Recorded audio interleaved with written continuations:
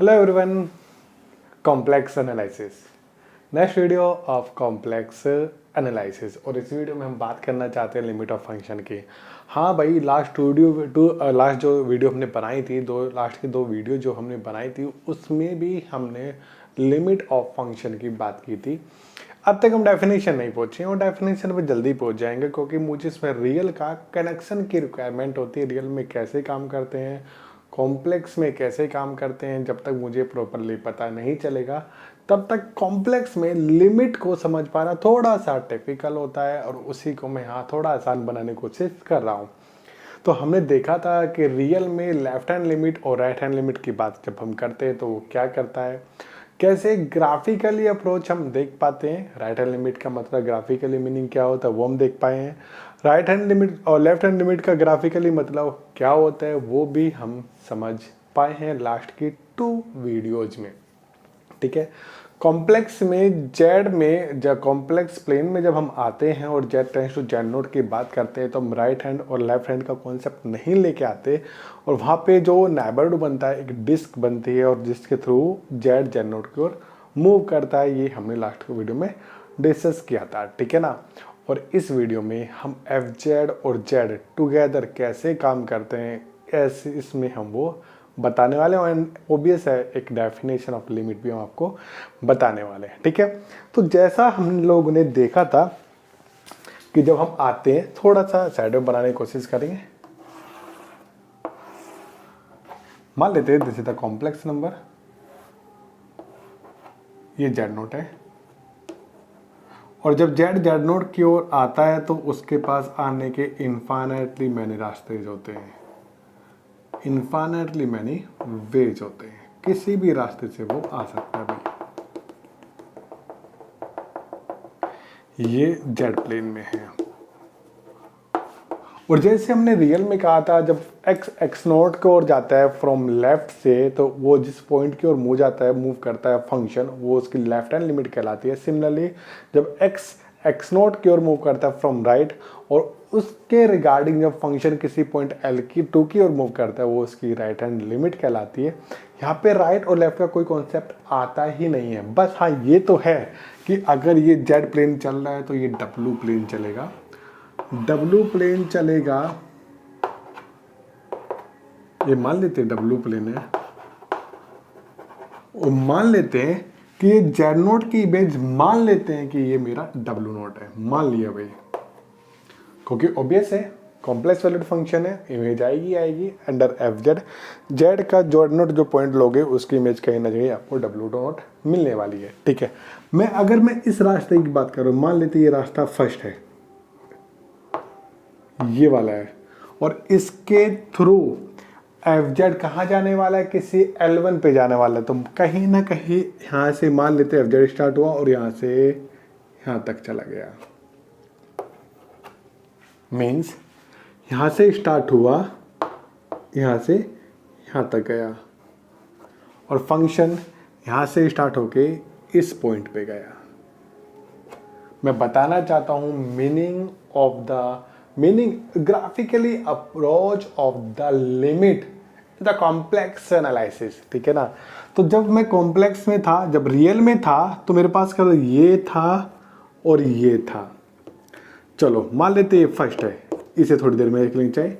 ये फर्स्ट है और इसके लिए ये ऐसे गया, और ये राइट वाला मान लेते हैं यहाँ पे सेकंड है, और इसके लिए मान लेते हैं कि वो यहाँ से यहाँ तक आया, मान लेते हैं।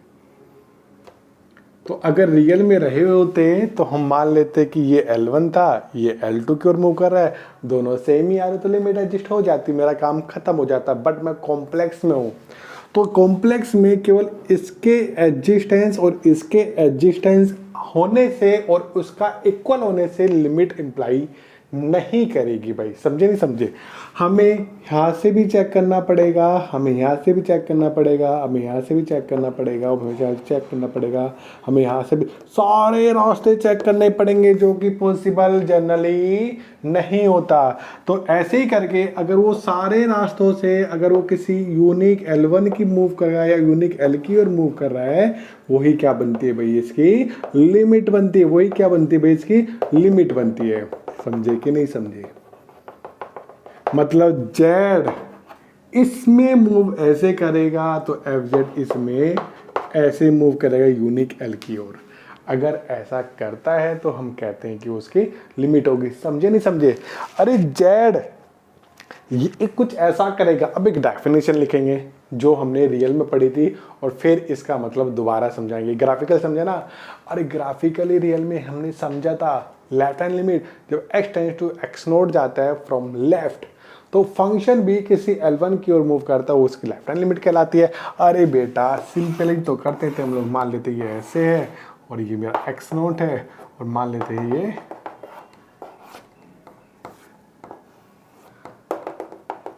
फंक्शन यहाँ से चलना स्टार्ट करेगा और यहाँ तक जाएगा।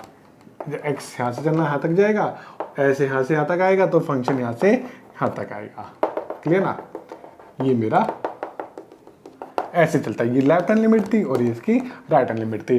तो जैसे जैसे x लेफ्ट से यहाँ से यहाँ तक जाएगा फंक्शन लेफ्ट से यहाँ से यहाँ तक जाएगा और x जैसे यहाँ से यहाँ तक आएगा यहाँ से फंक्शन यहाँ से यहाँ तक आएगा। ये लेफ्ट हैंड का मीनिंग था और ये राइट हैंड का मीनिंग था। और जो यूनिक एल पे जाता था L1 इक्वल टू L2 होता था, हम कहते थे कि उसकी लिमिट एडजस्ट करती है और वो क्या होती है, एडजस्ट करती है और वो L1 इक्वल टू L2 के और इक्वल टू L हो जाती है। यही हमने डिस्कस किया था। क्लियर ना? ये ग्राफिकल अप्रोच इसकी होगी, ये ग्राफिकली अप्रोच इसकी होगी। ये आप सब कुछ एक ही प्लेन में देख पाओगे भाई, एक्स वाई प्लेन में। कॉम्प्लेक्स में ऐसा नहीं होता। जेड प्लेन में केवल जेड ही देख पाओगे, डब्ल्यू प्लेन में केवल डब्ल्यू ही देख पाओगे। हाँ ये जरूर है कि जैसे जैसे जेड नोड की ओर मूव करेगा हर एक रास्ते से, मतलब अगर ये जेड नोट है तो जेड है ऐसे ऐसे संग करेगा उस पॉइंट की ओर, तो एफ जेड कहीं उस पे कहीं ना कहीं ऐसे छोटा छोटा होता होता चला किसी पॉइंट पे आके मूव कर जाएगा। वो यूनिक जो एल होगा वो इसकी लिमिट कहलाती है। ठीक है ना? ये तो ग्राफिकल अप्रोच है। एक रियल का थोड़ा सा डेफिनेशन और लिख लेते हैं फिर हम आगे चलेंगे भाई। चलो समझ गए होंगे, इतना तो मतलब समझ ही होंगे। तो डेफिनेशन हमने रियल में पढ़ी थी। रियल में डेफिनेशन हमने पढ़ी थी क्या?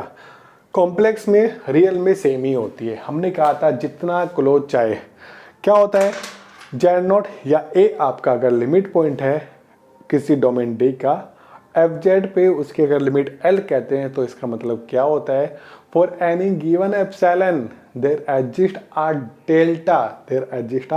डेल्टा, कि जब x माइनस ए का जो लेस देन का जो डिफरेंस है लेस देन डेल्टा होगा तब एफ एक्स माइनस एल का लेस देन डिफरेंस हो लेस देन एप्सिलॉन होगा। मतलब कि हर एक एप्सिलॉन के लिए एक डेल्टा इतना मिलना चाहिए जिससे जितना क्लोज चाहूँ फंक्शन को एल के मैं बना पाऊँ, जितना क्लोज चाहूँ फंक्शन को एल को बना पाऊँ, जितना क्लोज चाहूँ फंक्शन को एल के करीब लेके जा सकूँ। अगर ऐसा होता है तो उसकी लिमिट एल कहलाती है। ठीक है ना? मतलब अगर मैं डेफिनेशन की बात करूँ तो क्या करते हैं, लेट रियल वैल्यूड फंक्शन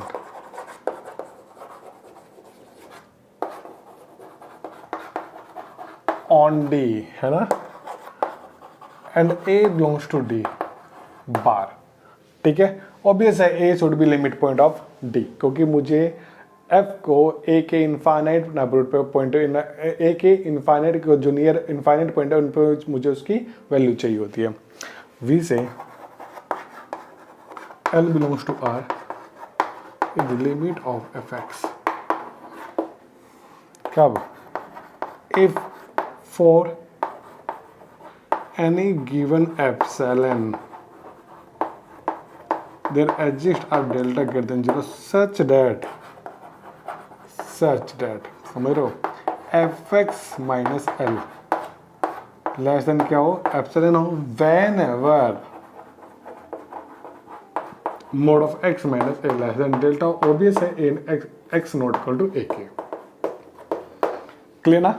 मतलब जितना क्लोज चाहूं एफ एक्स को एल के उतना क्लोज लेके जा सकता हूं। ये मैं इंडिपेंडेंट रहूं इसके लिए, मतलब इसके लिए मेरे पास कोई बाउंडेशन ना हो। मैं जितना क्लोज चाहूं एल के, जितना पास चाहूं एल के जा सकूं। और ऑब्वियस है एप्सिलॉन और डेल्टा में एक रिलेशन मुझे मिलना चाहिए। लास्ट क्लास में मैंने ग्राफिकल बताया भी था, इन दोनों के बीच में ग्राफिकली बताया भी था, इन दोनों के बीच में एक रिलेशन बनता है। इन दोनों के बीच में क्या बनता है भाई, एक रिलेशन बनता है, ठीक है। तो जितना क्लोज चाहूं उतना क्लोज जा सकता हूं, इसका मतलब यही है।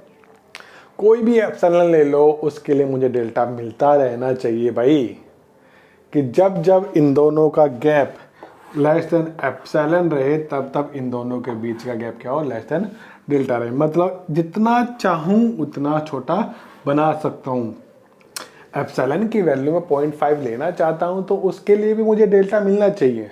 एप्सिलॉन की वैल्यू में 0.01 लूँ तो उसके लिए भी डेल्टा मिलना चाहिए।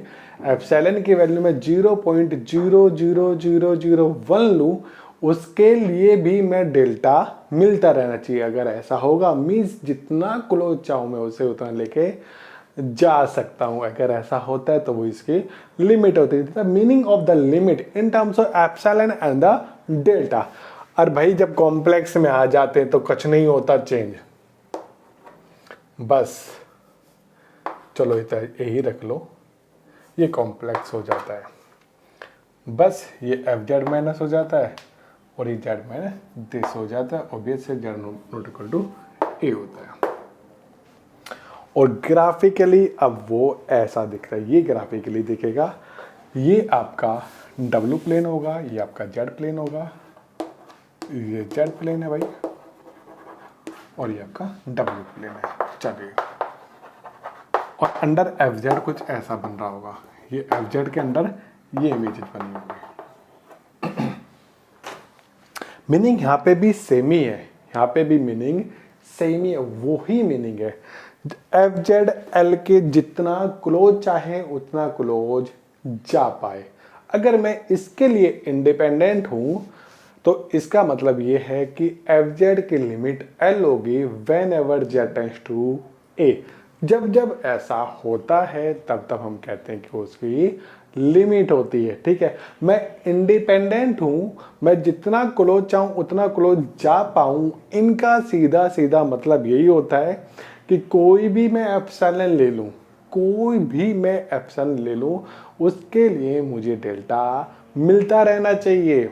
उसके लिए मुझे डेल्टा मिलता रहना चाहिए। क्या ऐसा डेल्टा कि एफ जेड अगर एल के लिए चाहे के जितना करीब चाहे उतना करीब वो जाता रहे। मतलब अगर एप्सिलॉन की वैल्यू फिर से मैं बता देता हूँ, अगर आप चाहते हो कि एफ जेड और एल के बीच की डिस्टेंस 0.1 रहे तो उसके लिए भी मुझे ऐसा डेल्टा मिलना चाहिए कि जब जब जेड एक की ओर मूव करे, मतलब एक की ओर मूव करे, तो एक डेल्टा ऐसा मिलना चाहिए कि इनकी डिस्टेंस हम इतनी कम ले आए, इतनी कम कर ले जिसके लिए एफ जेड और एल के बीच का डिस्टेंस जो एप्सिलॉन आपने लिया ना 0.1, उतना वो कम हो पाए। अगर ऐसा होता है, ऐसी अगर छूट हमें मिल जाती, ऐसी आज़ादी अगर मुझे मिल जाती है तो मैं कह देता हूं कि एल उसकी लिमिट है।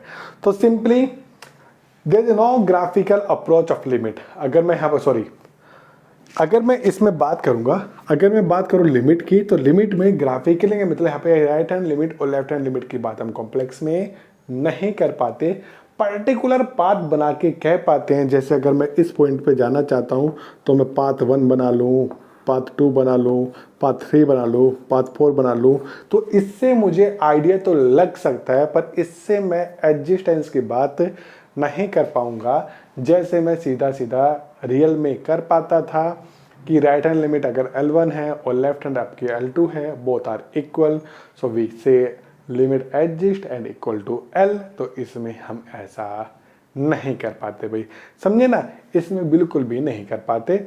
बस हाँ ये जरूर है, जैसे आपने रियल में पढ़ा था उसका जरूर यूज करूंगा। रियल में पढ़ा था अगर लेफ्ट हैंड लिमिट एडजस्ट नहीं की तो ऑब्वियस है क्या होगा, अगर हम लेफ्ट हैंड लिमिट एडजस्ट नहीं किया तो हम क्या लिमिट ही एडजस्ट नहीं करते भाई, काम करता हूँ।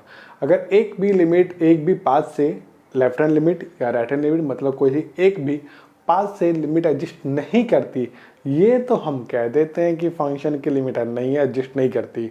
बट सारों से सेम आएगी या दो से सेम आने पे यहाँ पे इक्वल नहीं कहेंगे। इसी तरह वहाँ पे जैसे हमने वहाँ पे किया था यहाँ पे भी करेंगे।